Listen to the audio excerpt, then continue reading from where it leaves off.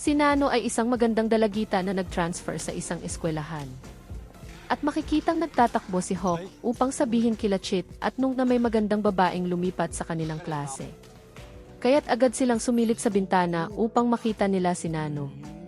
Ngunit bigla silang pinagpupukpok ng dyaryo ng kanilang coach sa kanilang mga ulo. At pinabalik na sila nito sa gym. Pagkatapos ay tinanong ni Nano si Tim kung sino ang tatlong lalaki na iyon. Sila ang mga nakakatuwang 3 points basketball players sa school natin. At sinabi din ni Tao na wala nang ginawa ang mga iyan kundi ang manggulo. At pagkatapos ay naging usap-usapan si Nano sa campus at may mga chismis tungkol sa kanya, gaya ng isa siyang pasaway at kung paano siya nagparetoke ng mukha. May ibang nagsasabi na isa siyang masamang babae at mapang-akit. Nang sumunod na araw ay nagbigay si Hawk ng isang box ng chocolate kay Tim. Para sa akin ba ito? Ngunit umiling si Hawk at binigyan ulit siya nito ng isa pang chocolate. Sa akin pa din ba ito? Huwag ka namang gahaman at para kay Nano iyan. Ngunit bigla siyang nilayasan ni Tim. At pagkatapos ay ibinigay ni Tim ang 2 chocolate kay Nano.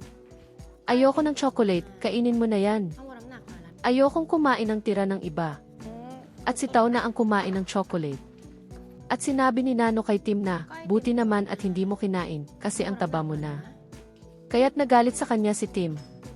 At nang uwian na ay binigyan sila ng 2 tickets sa concert nila Hope. At ang kapalit pala ay kailangan nilang isama si Nano sa inuman sa bahay nila Hope dahil aalis ang mga magulang nito.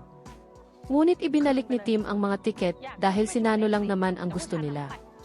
Kaya't nabigo na naman sila Hope sa pangalawang pagkakataon. Pagkatapos ay sinabi ni Tim kay Tao na, hindi ka ba nagsasawa na lumalapit lang sila sa atin para makalapit sila kay Nano? Kinabukasan pagkadating sa room ni Nano ay nakita niya ang isang puting bulaklak sa kanyang lamesa.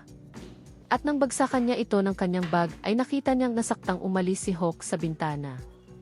Pagkatapos ay dumating si Nung upang magpaturo ng math kay Tao. Ngunit nagalit at lumaya si Tao nang makita niyang nakatingin si Nung kay Nano. At pagkatapos ay iniwan nilang mag-isa si Nano.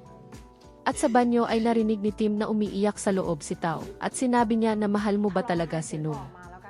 Hindi ko alam kung bakit ko siya minahal. At pagkalabas ay sinabi niya kay Tim na tara ng manood ng concert.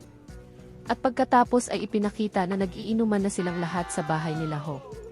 Ibig sabihin na pumayag na sila Tim at Tao sa kondisyon nila Hope na isama nila si Nano.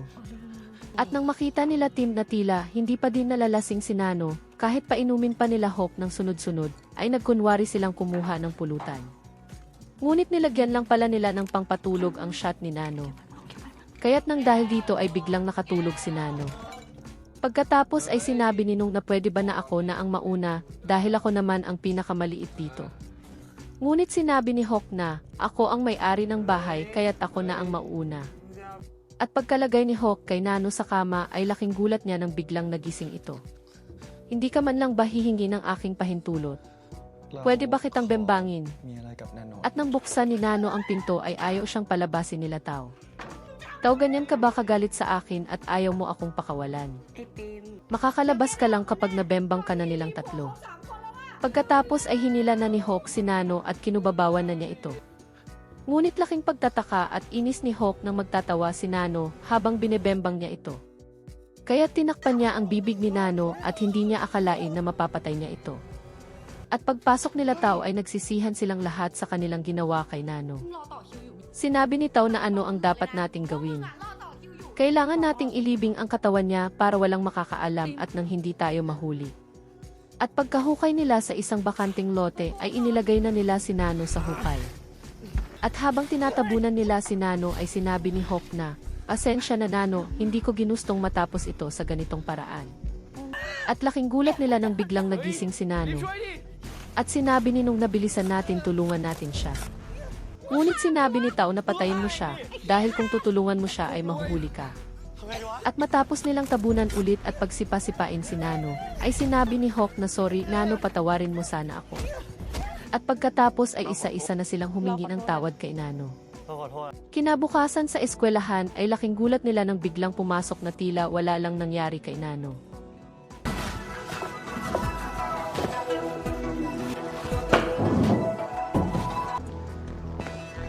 Nộ lên nào.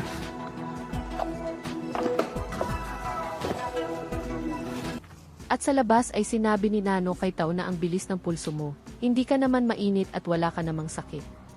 Sino ka ba? Ikaw ba ang kambal ni Nano? May Alzheimer's ba kayo? Hindi ikaw si Nano. At nagtatakbo sila sa takot ng sabihin ni Nano kay Tao na may sugat ka sa kamay at mukhang naghukay ka. At pagkatapos ay tiningnan niya ang tatlong nakasilip sa kanya sa bintana. Kinagabihan, habang takot na pinag-uusapan nila kung si Nano ba talaga iyon o nagpapanggap lang, ay biglang may kumatok. At laking gulat nilang lahat dahil si Nano pala iyon na kinukuha ang kanyang cellphone dahil nakalimutan niya ito sa kama ni Hawk. At pagkakita sa cellphone niya ay sinabi niya kay Hawk na, hindi mo na ba ako mahal at ibabasura mo na lang ba ako pagkatapos? At ipinarinig ni Nano ang ibinidyo niyang lahat ng nangyari at sinabi ng kanyang mga kaklase kagabi. At pagkatapos ay sinabi niya na ang magagandang mga video na ganito ay dapat na ma-share. Kaya't nang dahil sa takot na mahuli ay pinagtulungan nilang takpan ng unan si Nano upang mapatay nila ito. At nang tinatabunan nila ito ng lupa ay narinig nila ang paghingi nila ng tawad sa cellphone ni Nano. At nang hanapin ni Hawk ang cellphone ay bigla siyang hinawakan ni Nano. Kaya't pinagpupukpok ito ng pala ni Hawk at muli nila itong tinabunan. Ngunit lumabas na naman ang isa pang Nano at sinabi niya na tama na, pagod na ba kayo? Ngunit bigla siyang hinampas ng pala ni Hawk at pinagtulungan ng grupo. At lumabas na naman ang isang Nano at habang takot na nagtatakbuhan sa kotse ay sinabi ni Nano na bago lang ako sa school at gusto ko kayong makilala.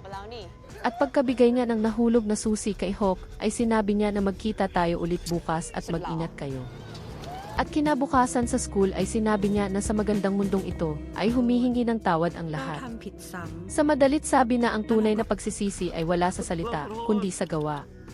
Kung ang paghingi mo ng tawad ay para lang iligtas ang sarili mo ay hindi iyon apology, kundi iyon ay pagiging isang makasarili. At ang karma ay dumadating ng hindi natin inaasahan.